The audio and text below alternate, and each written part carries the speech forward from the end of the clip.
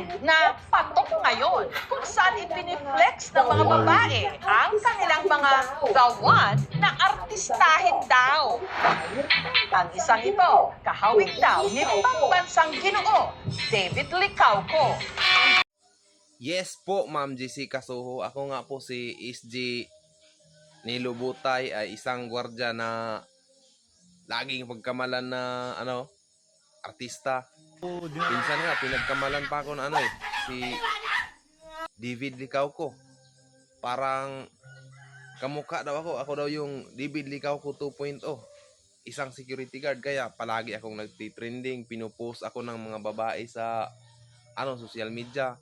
Kiniklaim nila na jowa nila ako. May sinasabi na ako yung nakabuntis sila. Pag nagbubuntis sila, sinasabi nila na nagjowa kami, may relasyon kami.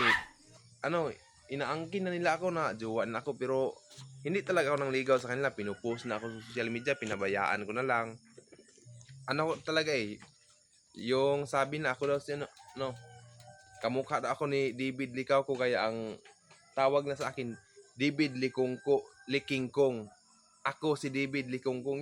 Yun, Ma'am Jessica. Kaya iba talaga pag may hitsura kayo, yung mga babae na mismo yung magsabi na jowain mo ako. Minsan kahit hindi mo sila kilala, ipopost ka nila sa social media at sasabihin na sana ako na lang yung magjowa sila, ako na lang yung maging asawa nila, ako yung future husband nila, ako yung makasama nila habang buhay kasi gwapo ako. Pang daw ako, pang celebrity, artista.